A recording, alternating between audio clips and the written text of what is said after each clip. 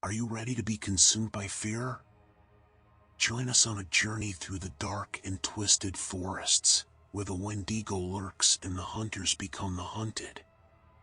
In the Wendigo's hunger, a hunter's tale of terror, the line between man and monster blurs, and survival becomes a desperate struggle.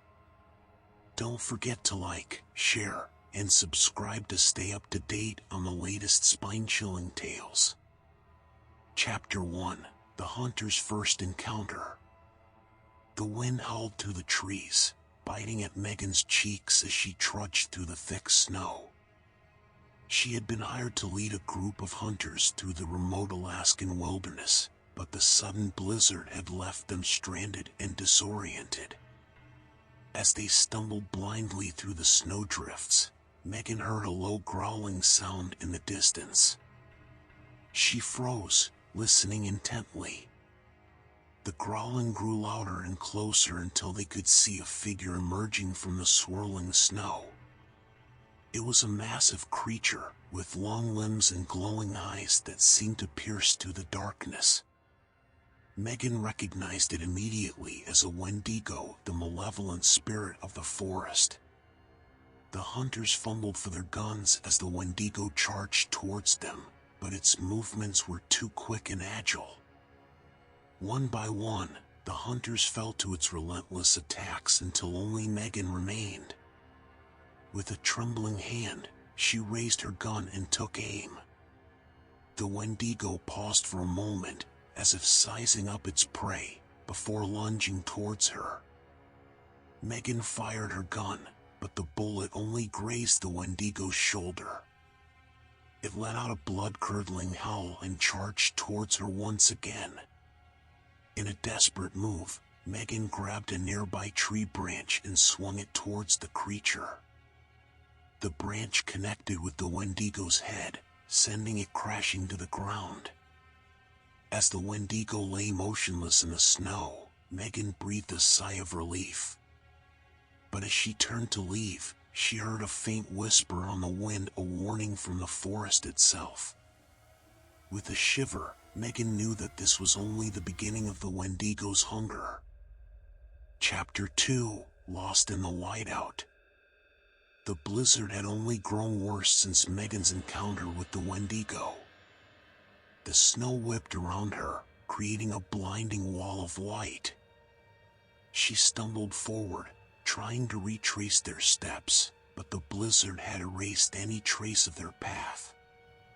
The hunters had scattered in different directions during the attack, and Megan was now alone in the vast wilderness. Her backpack contained only a few supplies: a bottle of water, a granola bar, and a small first aid kit. She knew that her chances of survival were slim, but she refused to give up hope. Hours passed, and Megan's legs grew numb from the cold. She stumbled and fell repeatedly, her body weak and exhausted. Just when she thought all was lost, Megan saw a faint light in the distance. She stumbled towards it, her heart pounding with hope. As she drew closer, she realized that it was a cabin, small and run down, but still standing. Megan collapsed against the door, relief flooding through her as she realized that she had finally found shelter. She pushed open the door, and the warmth of the fire enveloped her. A figure stirred on the opposite side of the room, and Megan realized that she was not alone. It was a man, tall and thin, with a wild look in his eyes. He wore a tattered coat and carried a shotgun in his hand. Megan tried to introduce herself, but the man only stared at her with a wild-eyed expression. He muttered something unintelligible under his breath before turning away from her. Megan shrank back, suddenly realizing the danger of her situation. She was trapped in a cabin with a stranger, miles away from civilization, and a Wendigo was on the loose. As the man settled back into his chair, Megan knew that she had to stay alert. She clutched her backpack tightly and braced herself for whatever came next. Chapter 3: The First Victim. Megan sat huddled in the corner of the cabin, watching the man warily as he sat by the fire. He seemed to be lost in thought, muttering to himself every so often. As the night wore on, Megan's exhaustion caught up with her and she drifted off to sleep. She woke abruptly to a loud noise, a crash from the other side of the room. The man was standing over a broken vase, his eyes wild and crazed. He had a bloody wound on his arm, and Megan could see that he had been bitten by something. She approached him cautiously, trying to offer help, but the man pushed her away with surprising strength. He muttered something about the forest and the Wendigo before collapsing onto the ground. Megan tried to revive him, but it was too late. The man had succumbed to his wounds, and Megan knew that she was now truly alone in the wilderness. As she sat there, surrounded by the stillness of the cabin, Megan could hear something moving outside. It was a scratching sound, like something trying to claw its way inside. Megan grabbed the shotgun that the man had left behind and cocked it, ready to defend herself. She knew that the Wendigo was nearby, and that her life was now in danger. She could hear it breathing outside the cabin, a low, guttural sound that filled her with terror. Megan held her breath, her fingers tight around the trigger, as the Wendigo howled into the night. Chapter 4: A Strange Discovery. Megan stayed huddled in the corner of the cabin, her shotgun trained on the door. She didn't dare move, not even to glance outside, as the Wendigo circled the cabin, snarling and clawing at the walls. As the night wore on, Megan's fear turned to desperation. She knew that she couldn't stay trapped in the cabin forever, and she began to search for a way out. In a corner of the room, she found an old journal. The pages were yellowed and frayed, but the writing was still legible. The journal belonged to a group of hunters who had come to the forest in search of the Wendigo. They had written about their encounters with the creature, describing its insatiable hunger for human flesh and its supernatural powers. Megan felt a shiver run down her spine as she read on. She knew that her situation was dire. The hunters in the journal had all met gruesome ends at the hands of the Wendigo. But as she read further, Megan's fear turned to hope. The hunters had also recorded their observations of the creature, its movements and habits, and weaknesses. Megan knew that she had to act quickly. She gathered her few supplies and made a plan. If she could lure the Wendigo away from the cabin, she might have a chance to escape. As the first light of dawn began to filter through the cracks in the walls, Megan peeked outside. The Wendigo was still there, pacing back and forth in front of the cabin. Taking a deep breath, Megan pushed open the door and fired a shot into the air. The Wendigo turned, its glowing eyes fixed on her.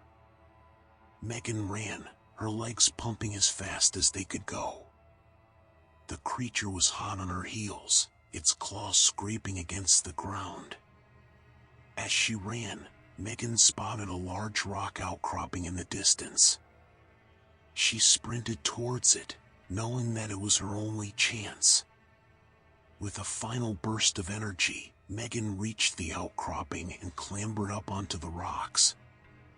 The Wendigo snarled below her, its eyes blazing with hunger. Megan took a deep breath, her hands shaking as she raised her shotgun. She knew that this was her chance to take down the Wendigo and survive. Chapter 5: Trapped in the Woods. Megan sat atop the rocky outcropping, her heart pounding in her chest as she aimed her shotgun at the Wendigo below. The creature snarled and growled, its eyes fixed on her with a burning hunger. But as Megan prepared to fire, she realized that something was wrong. The Wendigo seemed to be toying with her, circling the outcropping with a lazy ease that belied its terrifying power. Megan knew that she was trapped. The Wendigo was too fast and too strong for her to outrun, and there was nowhere to hide.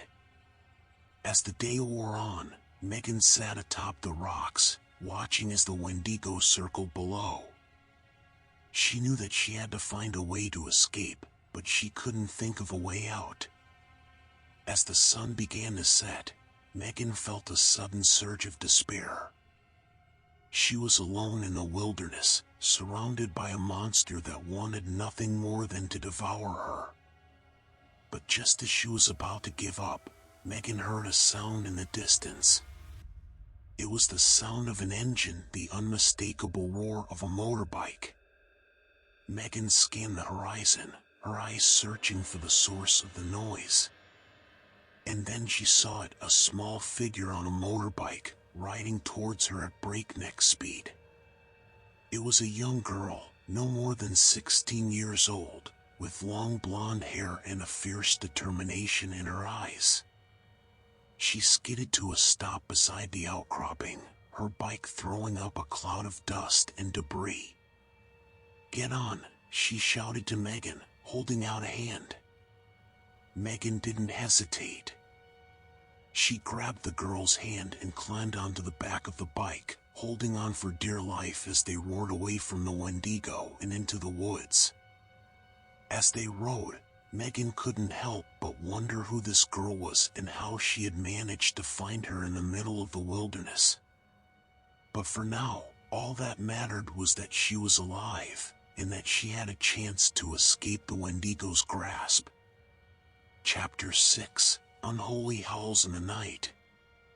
Megan and the young girl rode for hours, weaving through the dense forest as they put as much distance as possible between themselves and the Wendigo. As the sun began to set, they finally came to a small clearing where they set up camp for the night. As they settled in for the evening, Megan couldn't shake the feeling that they were being watched. She kept hearing strange noises in the woods, rustling leaves, snapping twigs, and the eerie howls of unseen animals. The young girl, who introduced herself as Lily, noticed Megan's unease and tried to reassure her. "Don't worry, it's just the animals," she said. "They get restless at night." But Megan wasn't convinced. She had a feeling that something much more sinister was lurking in the woods. As night fell, the howls grew louder and more frequent, sending shivers down Megan's spine. She lay awake in her tent, clutching her shotgun tightly, as the sounds of the forest filled her ears. And then, suddenly, there was silence. Megan strained her ears, trying to hear any sounds of movement, but there was nothing. It was as if the forest had gone completely still. And then, a blood-curdling scream shattered the silence. Megan leapt to her feet, shotgun in hand, and burst out of her tent. She could see nothing in the darkness, but she could hear the sound of Lily's screams growing fainter in the distance. Megan knew that she had to act fast. She took off running in the direction of the screams, her heart pounding in her chest as she tried to catch up with Lily. As she ran, Megan heard the unmistakable sound of the Wendigo's howls in the distance, growing louder with every passing moment. She knew that she was running out of time. Chapter 7: The Hunter's Dark Past. Megan finally caught up to Lily, who was lying on the ground, badly injured and bleeding. Megan could hear the Wendigo's howls growing closer, and she knew that they were both in grave danger. Just then, she heard a rustling in the bushes, and a figure stepped out into the clearing. It was a man, dressed in hunting gear, with a rifle in his hand. Megan pointed her shotgun at him, ready to defend herself and Lily, But the man raised his hands in surrender. "It's okay. I'm not going to hurt you," he said. "I'm a hunter, just like you. My name is David." Megan lowered her shotgun, relieved to see another human being in the midst of the wilderness. She helped David carry Lily to his campsite, where he tended to her wounds. As they waited for Lily to regain consciousness, David told Megan his story. He had been a hunter for many years, but his past was dark and troubled. He had lost his wife and daughter to a tragic accident, and he had been struggling to find meaning in his life ever since. David had come to the wilderness to hunt the Wendigo, hoping to find some purpose in his existence. But as he shared his story with Megan, he began to realize that he was no different from the monster he was hunting. Megan listened to David's story with a heavy heart, realizing that the line between hunter and hunted was much thinner than she had ever imagined. As Lily began to stir, Megan and David knew that they had to act fast. They had to find a way to defeat the Wendigo and put an end to the creature's reign of terror. Chapter 8: The Wendigo's Hunger Grows. As they sat around the campfire, Megan, David, and Lily discussed their options for taking down the Wendigo. They knew that it was a dangerous task, but they also knew that they couldn't let the creature continue to prey on innocent people. They decided to set a trap for the Wendigo, using a combination of bait and strategic placement of traps and weapons. David had experience setting traps for animals, and Megan was an expert in using firearms, so they felt confident in their plan. They spent the next day gathering supplies and preparing their trap, and as night fell, they settled in to wait for the Wendigo to appear. They didn't have to wait long. The Wendigo's howls echoed through the forest, and soon they could hear its footsteps approaching their campsite. They waited until the creature was close enough, and then they sprang their trap. The Wendigo roared in anger as it struggled against the ropes and weapons that had ensnared it. But even as they watched the creature thrash and growl, Megan and David could see that it was not defeated. In fact, the Wendigo seemed to be growing stronger, fueled by its hunger for human flesh. They knew that they had to act quickly. They approached the creature, weapons at the ready, and prepared to deliver the final blow. But as they looked into the creature's glowing eyes, Megan and David saw something that they never expected. They saw pain and suffering, desperation and hunger. They saw a creature that was as much a victim as it was a monster. For a moment, they hesitated. Could they really kill this creature, knowing what it had been through?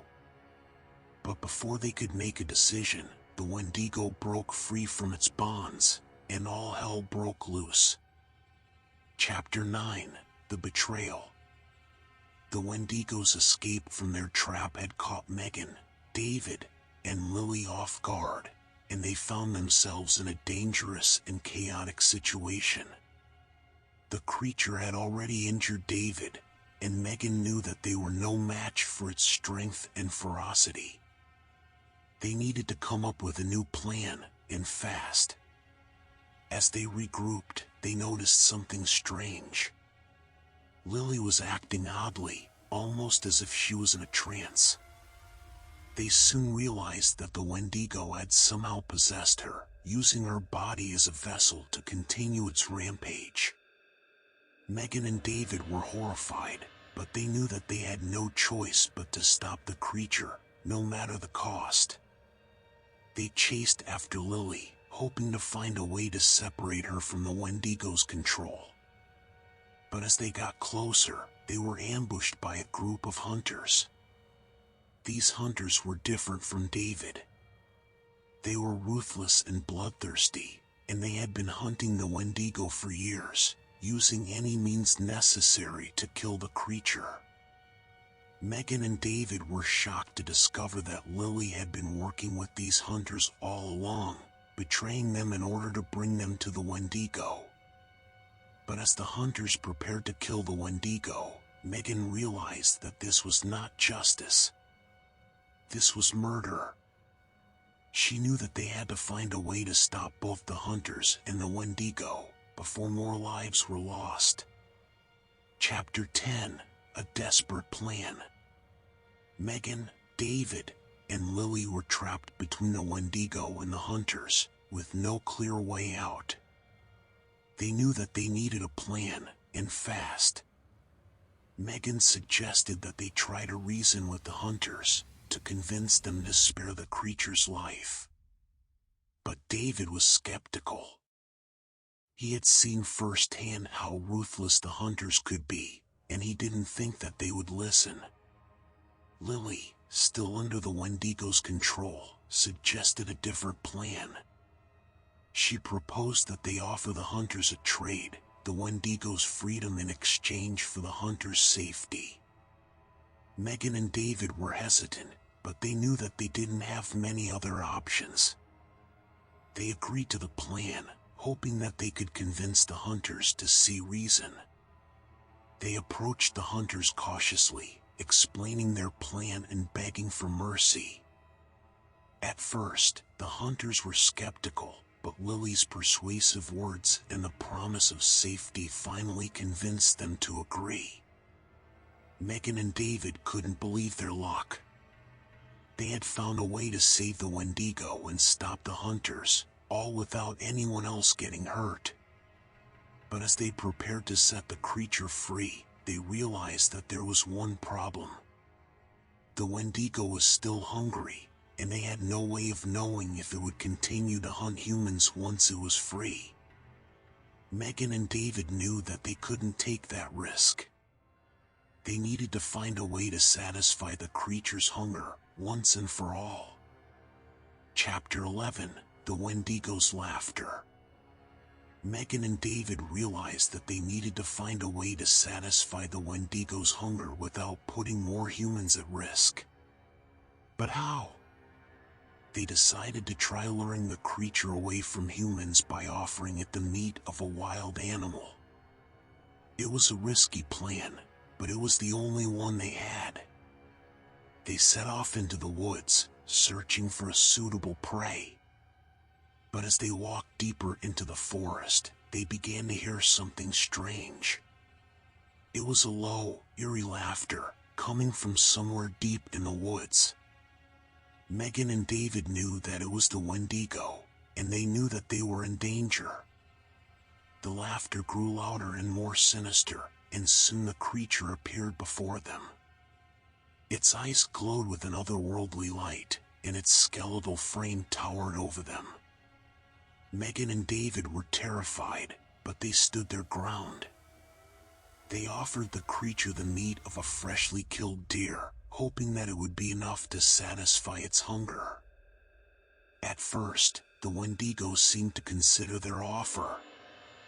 But then it let out a mocking laugh, and lunged at Megan with frightening speed. David managed to pull Megan out of the way just in time, but the creature had already tasted human flesh. Its hunger had been awakened, and there was no turning back. Megan and David knew that they were in grave danger. The Wendigo was more dangerous than ever, and there was no telling what it would do next. Chapter 12: The Hunter's Last Stand. The Wendigo had tasted human flesh, and its hunger had only grown stronger. It roamed the forest, hunting for its next prey. Meanwhile, the hunters had realized that they had been tricked. They were furious that the creature had been set free, and they were determined to take revenge. They tracked down Megan, David, and Lily, determined to capture the Wendigo and make them pay for what they had done. Megan and David knew that they were in trouble. They had made a terrible mistake by setting the creature free, and now they had put themselves and their friends in danger. but they refused to go down without a fight. They decided to take a stand against the hunters, hoping that they could hold them off long enough for the Wendigo to escape. They built a makeshift barricade out of fallen trees and boulders, and prepared to defend themselves. The hunters approached, armed with rifles and knives, ready to take down anyone who stood in their way. The battle was fierce and bloody. Megan and David fought with all their might, determined to protect their friends and stop the hunters from capturing the Wendigo. Lily, still under the creature's control, used her powers to help them. She summoned the spirits of the forest, calling upon their help to turn the tide of the battle. In the end, the hunters were defeated, but not without a heavy cost. Megan and David had been wounded, and Lily's powers had drained her of all her energy. The Wendigo had escaped during the chaos, leaving behind a trail of destruction and death. Megan and David knew that they had made a terrible mistake, and they vowed to make things right, no matter what it took. Chapter 13: The Wendigo's Curse. After the battle with the hunters, Megan and David were left with more questions than answers. How could they stop the Wendigo from wreaking havoc on innocent people? Was there any way to break the curse that had been placed upon the creature? They turned to Lily, hoping that she could provide some answers. But the young girl was still weak from using her powers, and she could only offer them cryptic advice. "The Wendigo's curse is an ancient one," she said. "It cannot be broken easily. But there's a way to weaken it, to make the creature vulnerable." Megan and David listened intently, eager to learn more. "You must find the source of the curse," Lily continued. "It is hidden deep in the forest, in a place that few have ever ventured. There, you will find the key to breaking the Wendigo's curse." Megan and David knew that they had no choice but to try. They set off into the woods once again, determined to find the source of the curse and put an end to the Wendigo's reign of terror. The journey was long and treacherous, and they faced many dangers along the way. But eventually, they stumbled upon an ancient burial ground, hidden deep in the heart of the forest. There, they found an old wooden totem, covered in strange markings and symbols. It was the key to breaking the Wendigo's curse. Megan and David knew that they had to act fast. They destroyed the totem, and as it crumbled to the ground, they felt a strange energy fill the air. Suddenly, the forest was filled with the sound of howling winds and thunderous roars. The ground shook beneath their feet, and they knew that they had awoken something ancient and powerful. But when the dust settled, they saw that the curse had been broken. The Wendigo had been weakened, and its hunger had subsided. Megan and David knew that they had done what they had to do. They had broken the Wendigo's curse, and put an end to its reign of terror. Chapter 14: The Final Confrontation. The Wendigo was weakened, but it was still dangerous. Megan and David knew that they had to finish the job, to put an end to the creature once and for all. They set out into the woods once again, their hearts filled with determination. They knew that this would be their final battle, and that the stakes had never been higher. As they made their way through the forest, they could feel the Wendigo's presence growing stronger. They heard the sound of its footsteps, and the eerie howls that echoed through the trees. And then, suddenly, it was upon them. The Wendigo was larger than they had ever seen it before, with glowing eyes and razor-sharp teeth. It let out a deafening roar, and Megan and David knew that they were in for the fight of their lives. They stood their ground, determined to protect themselves and the innocent people who lived nearby. They fought with all their strength, dodging the creature's attacks and striking back with their weapons. The battle raged on for what seemed like hours, with no clear winner in sight. But eventually, Megan and David landed the final blow. With a fierce strike, they took down the Wendigo once and for all. The forest grew quiet once again, and Megan and David knew that they had succeeded. They had put an end to the Wendigo's reign of terror and saved countless lives in the process. As they made their way back to civilization, they knew that they would never forget the horrors they had faced in the woods. But they also knew that they had emerged stronger and wiser, ready to face whatever challenges lay ahead. Chapter 15: The Hunter's Fate. Megan and David returned to the town as heroes, having saved the townspeople from the wrath of the Wendigo. The locals praised their bravery and thanked them for their service. The two hunters were happy to have made a difference and put an end to the creature's terror. However, their success came at a price. Megan suffered from nightmares, reliving the moments of the encounter with the Wendigo, which had left her deeply scarred. David had lost his passion for hunting and decided to retire, feeling that he had accomplished his life's work. As time passed, the town returned to its normal rhythm, and people started to forget about the terrifying events that had unfolded. But Megan and David could never forget. They carried the memory of the Wendigo with them, a reminder of the fragility of life and the dangers that lurked in the world. Years later, Megan decided to write a book about their experience, hoping to share their story with the world and raise awareness about the dangers of the wilderness. The book became a bestseller and brought recognition to their heroic deeds. David, on the other hand, spent the rest of his days in peace, enjoying the quiet life of a retired hunter. He knew that he had made a difference and that his legacy would live on. As the sun set on his final day, David closed his eyes, feeling content that he had lived a good life.